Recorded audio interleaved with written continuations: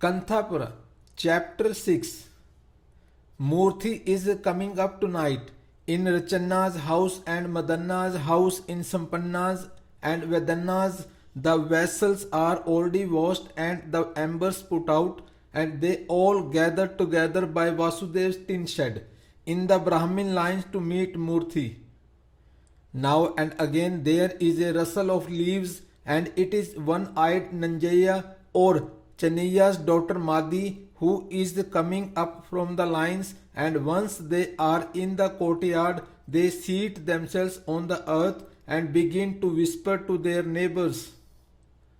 Inside the house of Vasudev is seen a faint oil light, and his widowed mother is seen to serve him his evening meal. The brass vessels shimmer and shake, and then there is only the long moving shadow on the wall. There in the streaming starlight, Kanthapur floats like a night procession of the gods over still waters, and up the Babur mound is seen a wavering lantern light.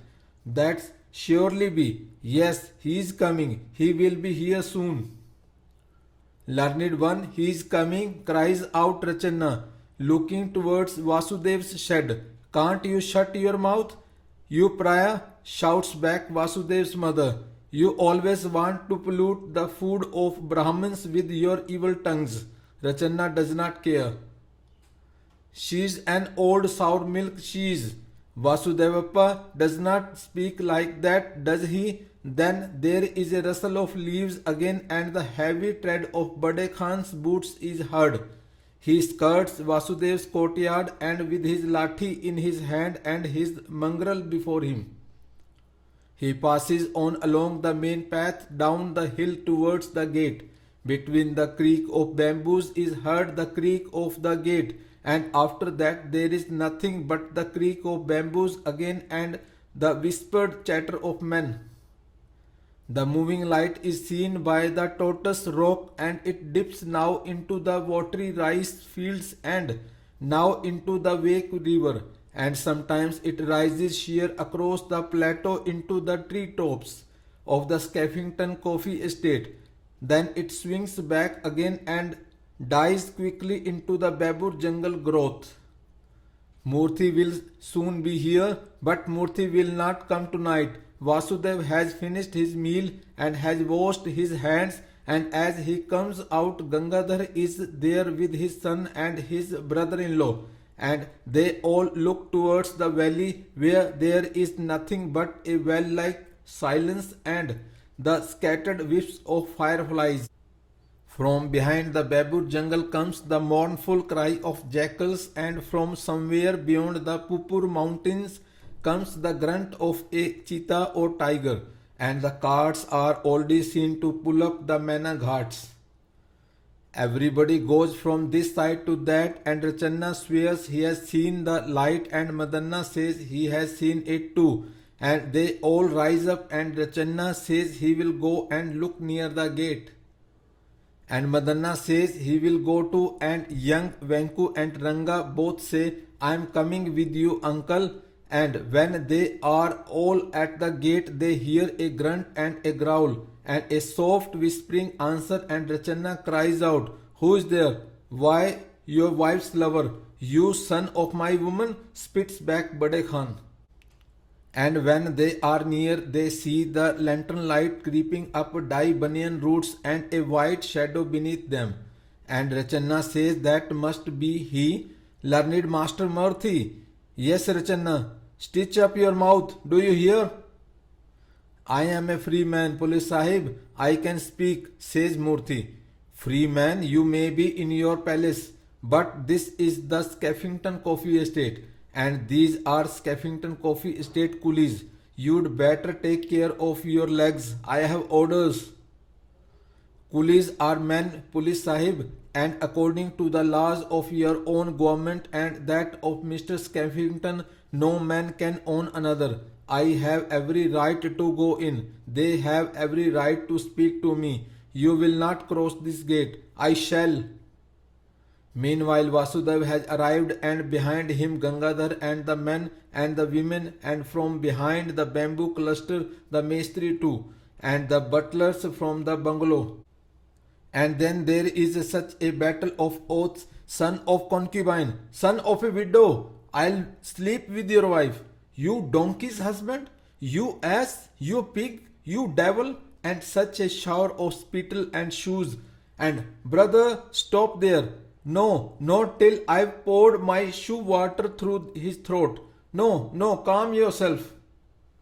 Oh, you bearded monkey! Oh, you prior dog! And as Murthy forces himself up, Bade Khan swings round and bang! His lathi has hit Murthy and his hands are on Murthy's tuft, and Rachanna and Madanna cry out at him. And they all fall on Bade Khan and tearing away the lathi, bang it on his head, and the Mestri comes to pull them off and whips them, and the women fall on the Mestri and tear his hair. While Murthy cries out, no beatings, sisters, no beatings in the name of the Mahatma. But the women are fierce and they will tear the beard from Bade Khan's face. Gangadhar and Vasudev go up to the pillars of the gate and cry, calm, calm. Bade Khan, spitting and licking, says he will have every one of them arrested, and as the Mestri whips the coolies up the estate path, Vasudev leads Murthy away down to Kanthapura and spends the night there. The next morning the Mestri is there at Rachanna's door. You will clear out of here instantly. And Rachanna's old wife falls at the feet of the Mestri and begs him to let them stay on.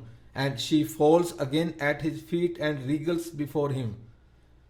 But Rachanna drags her away and tells her to pack the baskets and bundles, and turns to the Mestri and says, you owe me 76 rupees in cash. And the Mestri laughs and answers, you have the tongue to ask that too? And Rachanna says he will not leave his hut till he is paid. And at this the Mestri goes away and comes back with Bade Khan and the butlers, and with the whip on his back and the kick on the buttocks. They drive him and his wife and his two orphaned grandchildren to the gate, and throw their clay pots after them. Neither Patamma nor Papamma nor old Sidaya, who were working by the bamboo cluster, turned towards Rachanna.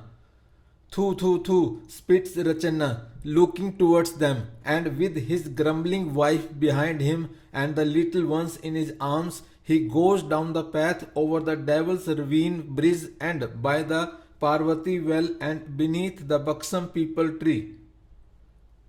And turning by the Kanchamma grove, they all fall flat in prostration before the goddess and say, Goddess Kanchamma, oh, do not leave us to eat dust. Then they rise up and tramp up the Ghat road to Kanthapur.